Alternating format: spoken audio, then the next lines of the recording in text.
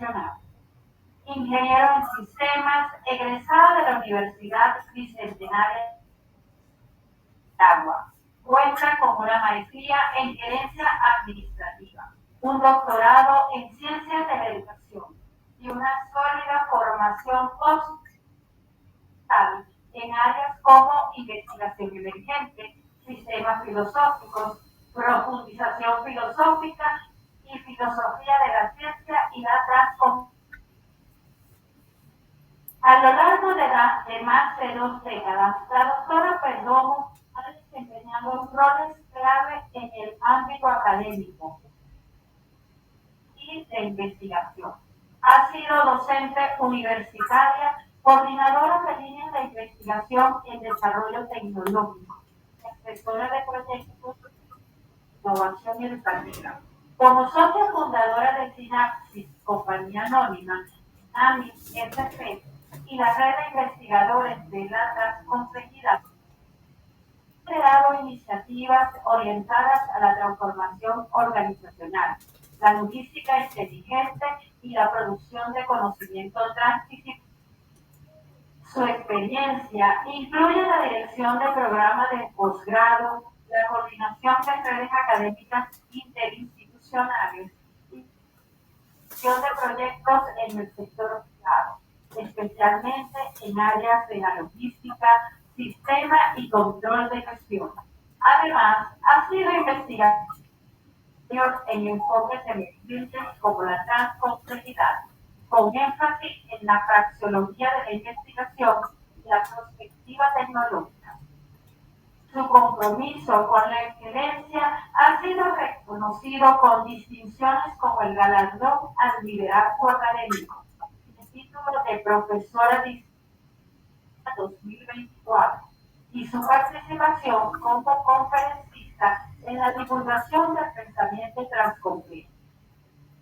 En el técnico ha contribuido con publicaciones como Método Integrador Transcomplejo, Investigación Transcompleja de la Simplicidad a la Transcomplejidad, Acción Social de la Educación y Un Rostro de Libertad, consolidándose como una voz referencial en el estudio de sistemas complejos y emergentes. Damos la más cordial bienvenida a la doctora Gualesca Perdomo, agradecemos su valiosa participación en este espacio de intercambio académico. Hola, buenos días. ¿Sí se escucha bien por allá?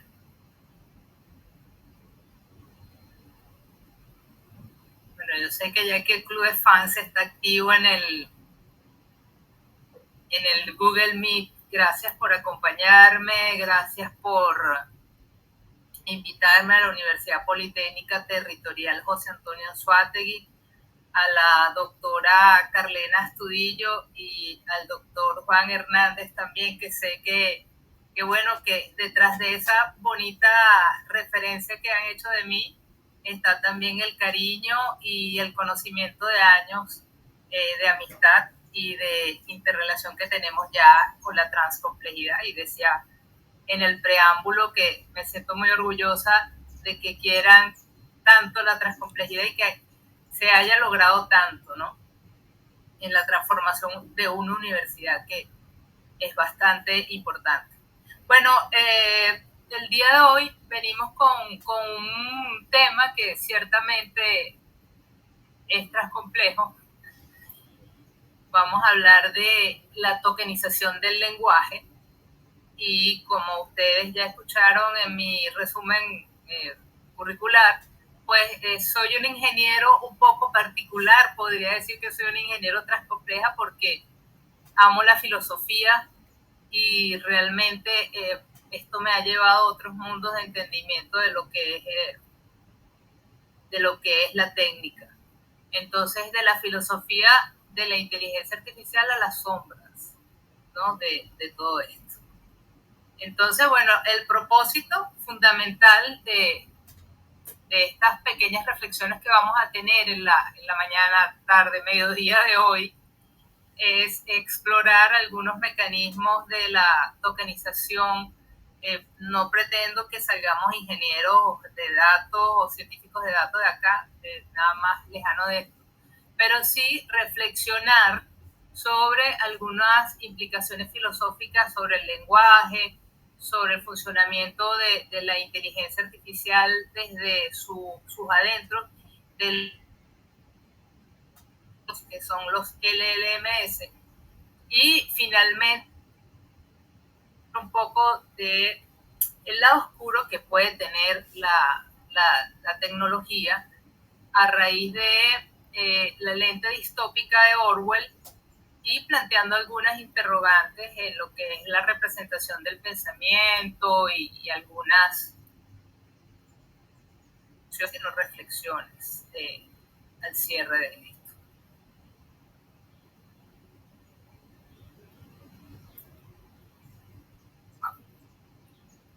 Okay. Entonces, quiero hablar un poco lo que es el puente del lenguaje humano y el puente de lo que es el lenguaje de máquina como tal. Y me volví otra vez, cada vez que tengo relación con estos temas me acuerdo que soy ingeniero, porque por lo general me acuerdo que soy transcompleja. Entonces, de la investigación transcompleja a esto hay un poco de trecho. Entonces, quiero explicar que la tokenización es un proceso que me hace dividir las palabras, que me hace dividir los caracteres, y eso cuando entra a la figura de lo que nosotros podemos llamar prompt, pues entra fraccionado. Entonces, la computadora, pues por ejemplo en este modelo Spicy, entra paulatinamente y ella respeta los blancos. Entonces lee de izquierda a derecha y va haciendo lo que llama el proceso de tokenización, que es entendiendo prefijos, sufijos, sacando los blancos, hasta que llega a la máquina y la máquina comprende. Entonces, esto es un paso importante porque los tokens, que también pueden ser llamados parte de la criptomoneda, se llaman tokens también, pero eso es un poco de la ambigüedad de los juegos del lenguaje, es lo que nos permite realmente hacernos entender con las computadoras. Entonces hay diferentes tipos de tokenización. Como estábamos hablando, puedo tener una tokenización por palabra, es decir, el modelo del lenguaje va haciendo lo que es la separación entre los blancos, entonces va palabra por palabra y va entrando toda la información dentro de lo que es el prompt y entra al modelo del lenguaje, sea GPT, BERT, etc. Después tenemos otra tokenización, y ese tipo de tokenización es lo que nos permite segmentarlo por carácter.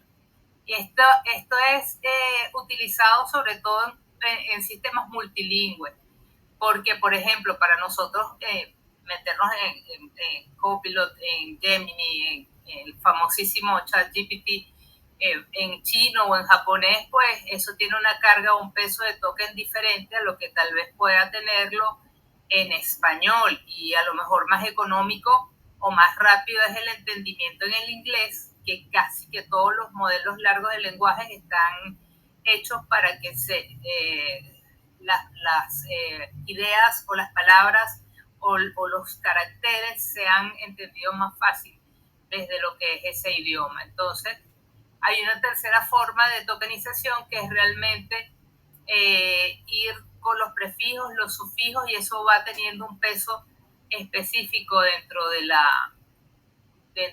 que es la base de datos que va haciendo el proceso, ¿no? Entonces ahí hay dos cosas o tres, que es el embedding, que es la manera como llega el token a un espacio de una matriz, en donde ellos se van agrupando por sensibilidades o por... no es lo mismo que yo coloque perro, perrito, o que yo coloque gato, perro, que son ellos animales. Entonces, en la misma, los mismos patrones que tienen ya preconcebidos los sistemas, pues los va llevando a un espacio, ¿no? y ese espacio es un espacio vectorial. Entonces, eso se llama embedding, y el proceso que va dentro de ese embedding se llama encoding y desencoding. Ya lo vamos a ver ahora un poco más claro. Entonces, la tokenización en inteligencia artificial realmente es lo que nos lleva a que nosotros podamos comprender o hacernos comprender con las computadoras. Los algoritmos están diseñados y va evolucionando todos los días. Esto es hasta hoy, ¿ok? En lo que es el aprendizaje automático o el machine learning y el aprendizaje profundo. Entonces, ellos son el corazón o el motor de los sistemas de los modelos de lenguaje. Ellos hay algo que se llama el transformer, y el transformer, que es una red neuronal, es lo que nos permite que lo que nosotros decimos en español sea traducido en tokens, y cada uno de esos tokens tengan un peso que entre en un espacio virtual, y ese espacio virtual se llama embedding. Entonces, fíjense lo que es la resemantización, que nosotros tal vez podemos entender un poco mejor a nivel de lo que es la transcomplejidad, porque realmente, bueno, una palabra se llama token, y eso entra en un espacio vectorial que se llama embedding, y eso tiene un significado semántico porque ellos están organizados por sentidos, por relaciones contextuales, y eso es lo que permite que el modelo pueda aprender. Entonces, realmente nosotros hacemos un prompt, por eso es que a veces tenemos que hacer varias veces el prompt. Eso entra en el lenguaje que yo estoy utilizando, sea ChatGPT en este caso, puede ser también lo que habíamos hablado, Copilot, Gemini, DeepSeek, el modelo que ustedes utilicen para ello, y eso se descompone en este momento en ceros y unos, pero estamos ya transitando a la computación cuántica, que va a ver lo que está entre el 0 y el 1. Entonces, que eso es, bueno, toda una experiencia. Eso entra al embedding.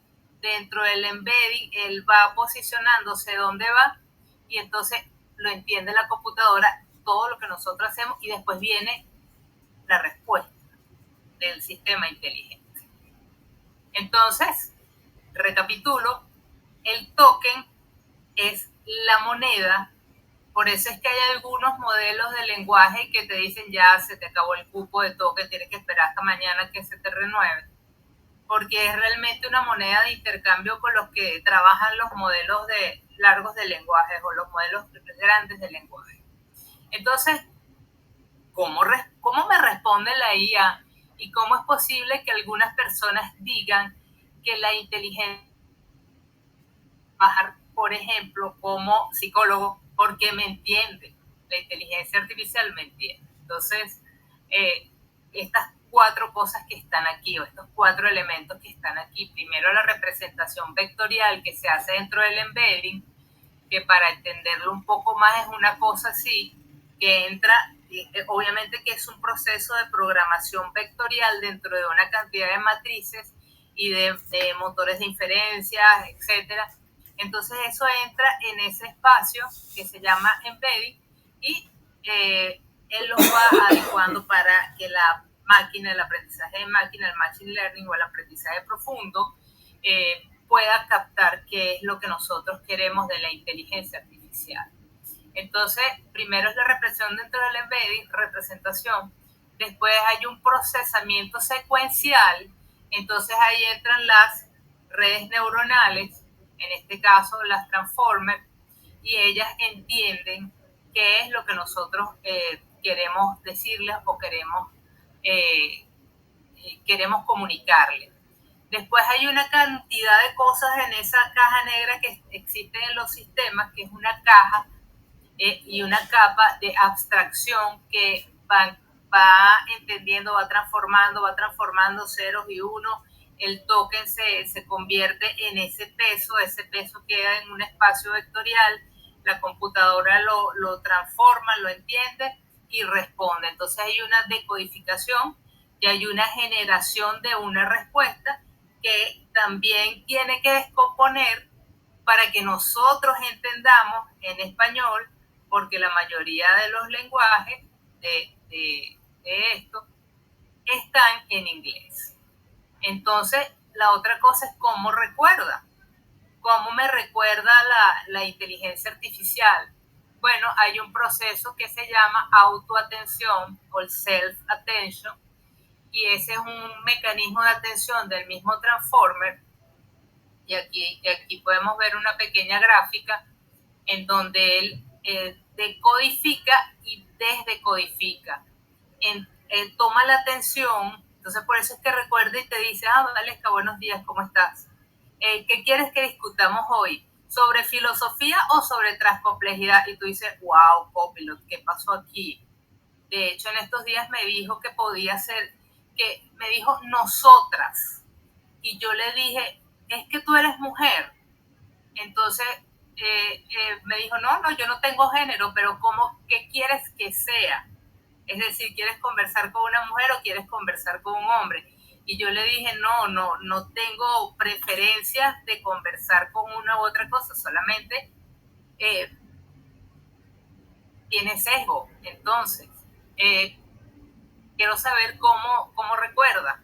Entonces, el mecanismo de atención de esa red neuronal Transformer, pues lo analiza todo y hace que esos tokens, que son secuencias de entrada, queden en un significado, un contexto específico que él recuerda o guarda, y eso es parte del modelo, y eso es lo que llaman la atención dinámica de esta línea de código o estas líneas de código que son matemáticas puras. Entonces hay tres elementos que son importantes para saber cómo recuerda la inteligencia artificial, y es sobre el peso que tienen los tokens y la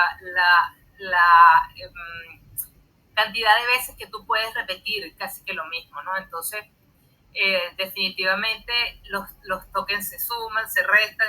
En realidad, las computadoras hacen lo que nosotros necesitamos que hagan y los sistemas hacen lo que necesitamos que hagan, solamente que hemos llegado a un nivel de refinación que estas funciones, estas líneas de código, estas posibilidades de pensamiento, pues ya están llegando a otros niveles que pues permiten que hasta la inteligencia artificial no solamente te entienda en español, en inglés, en japonés, te responda en tu idioma y también sepa cuál es el peso, cuál es la función, en qué punto está de esos ceros y unos, lo que va a guardar o lo que va a almacenar o lo que a ella le parece que es más importante para guardar. Entonces, ¿cómo habla la inteligencia artificial? Llegando que dentro de nuestro pensamiento nosotros creamos nuestro prompt, hacemos la pregunta y ella de alguna manera, hay algunos agentes que razonan y comienzan a especificar cuáles son los pasos que hace. Entonces hay una reconstrucción de tokens, porque así como nosotros hemos dado algunas instrucciones, hay un inicio de secuencia de vuelta. Entonces hay una reconstrucción de esa secuencia, vuelve otra vez entonces el decoder, que es la decodificación, a hacer el proceso de la representación. Otra vez vuelve a entrar dentro del espacio de los embedding, vuelve a entender cuáles son las conexiones, y cada uno de estos va generándose o reconstruyéndose ese sistema de autoatención, y de alguna manera predice, por eso es que dicen que la tecnología tiene que ver un poco con la magia, y lo va llevando a cada uno de los puntos. Entonces el pensamiento del machine learning, del aprendizaje de máquina ya más profundo, que son dos maneras de que nosotros podemos saber de que la inteligencia artificial va pensando y va calculando la atención, va organizando, esto tiene que ver con esto, va haciendo las interrelaciones y arma su discurso, y es lo que nosotros obtenemos después cuando nosotros decimos, wow, la inteligencia artificial me entiende. Bueno, la cosa es que la inteligencia artificial podría alucinar porque ella siempre responde. Entonces, detrás de ese token, detrás de esa representación matemática vectorial que está dentro de los embeddings y de ese peso y de esa temperatura que es la creatividad que pueden tener los modelos, a mi juicio, un poco de Wittgenstein, ¿no? Pensando, aunque cuando Wittgenstein existía, no existía la inteligencia artificial, pero sí hay una teoría de uso en su filosofía del lenguaje, donde dice que realmente el lenguaje está utilizado dentro de un contexto determinado y dentro de los modelos de lenguaje muy amplios, pues esto puede llevar a los tokens, por esas relaciones que puedan tener, puedan entrar dentro de un juego del lenguaje. Y el juego del lenguaje se da cuando la inteligencia artificial simula el uso de lo que es la lengua, pues no comprende el significado, pero sí puede reproducir un uso coherente de ellos dentro de un contexto, con lo cual el prompt, que es lo que nosotros le vamos a preguntar, entra en ese juego del lenguaje y es mi primera jugada. Después ella entra, empieza a colocar, a decodificar, a codificar, entra dentro del embedding, va colocando las piezas de nivel semántico, todo en milisegundos porque la inteligencia artificial responde muy rápido. Los tokens son las piezas de ese juego y en este contexto pues se da una respuesta en base a esos patrones o esas líneas matriz. Me encanta esta metáfora de la película Matrix, porque a Neo le dan una cápsula roja y una azul y te dicen, ¿quieres seguir dentro de la matriz o quieres ver realmente lo que está pasando en el mundo? Bueno, tal vez nosotros en la transcomplejidad podemos tener una cápsula roja y una cápsula azul, y entonces nosotros le decimos, ¿quieres seguir dentro de los límites del pensamiento positivista o quieres entrar al lado oscuro de la ciencia? Bueno, lo mismo ocurre con la inteligencia artificial, entramos a una matriz. Estamos en una matriz, en un mundo muy ampliamente tecnificado. Entonces hay límites porque realmente las palabras las convierto en token. Los tokens se descomponen en caracteres, en sus palabras, en prefijos. Eso va a un espacio matemático que tiene suma, resta, hace contexto, patrones, todo esto muy rápido. Y entonces hay una preocupación filosófica que sí es que desde esa tokenización nosotros realmente cortamos, simplificamos, reducimos la riqueza, la emoción, la ambigüedad, porque yo puedo llamar banco al Banco de Venezuela, pero también puedo estar en el que. Entonces hay ambigüedad, hay dinamismo, hay cambio, hay transformaciones, hay resematizaciones, hay uso del lenguaje natural, que es matizado, que es profundamente emocional, que tiene que ver con el contexto en el que se está usando. Y bueno, al tokenizar el pensamiento, podemos llevarlo a un plano matemático de pensamiento, y por eso es que estas que da la inteligencia artificial hay que enriquecerlas con el pensamiento propio, que tal vez es un pensamiento crítico. Entonces esto nos puede potenciar a llevarnos a espacios mucho más amplios, mucho más desconocidos, y a poder trasvasar nuestro pensamiento, sí, a la inteligencia artificial, porque ya hemos visto que nos recuerda, y esto nos debe llevar a fomentar la creatividad uniéndola o fusionándola con las posibilidades que nos está dando la inteligencia artificial. Pero como no todo es bueno y la tecnología también tiene su lado oscuro, me vengo a Orwell 1984, que fue escrita en 1948, luego de una gran decepción, porque George Orwell se fue a la guerra española a defender el lado de los republicanos. Entonces él, en esa decepción, pues crea esta novela y él habla de la neolengua. Y la neolengua es realmente reducir el pensamiento a través de lo que es el poder. Entonces, se hace criminal pensar por ti mismo, se criminaliza el pensamiento y realmente empiezan dentro de lo que es la novela a reducir el pensamiento a través del control del pensamiento de la lengua y van sacando términos que puedan dañar al partido o al sistema. Entonces, las neopalabras con cargas ideológicas se van reconstruyendo. Entonces, por ejemplo, hay algo que se llama el bien pensar. Entonces, el pensamiento ortodoxo, hay un sexo crimen que puede ser la desviación sexual, puede ser un doble pensamiento, una doble moral, ¿no? Que realmente no puedes estar en contra del sistema, pero tampoco puedes estar dentro del sistema. Con lo cual, se crea un ministerio que para mí es el de los, bueno, el Ministerio del Amor me parece terrible que dentro de la novela, porque el Ministerio del Amor dice, te voy a cuidar a ti porque estás pensando de manera diferente y vas preso. Y el Ministerio de la Verdad, que es el encargado de la versión oficial de lo que está sucediendo, entonces por eso que nosotros decimos que hay una posverdad dentro de todos estos sistemas artificiales, porque puede existir esta falsificación histórica y la manipulación del lenguaje a través del poder.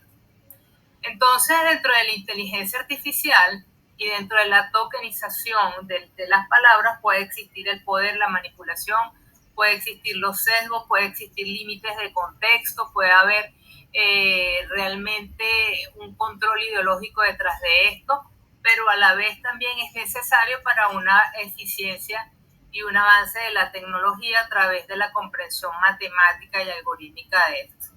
Entonces, pues los tokens nos llevan a un vocabulario finito, tiene un número, y los LLMS también pues tienen un número de procesamiento limitado.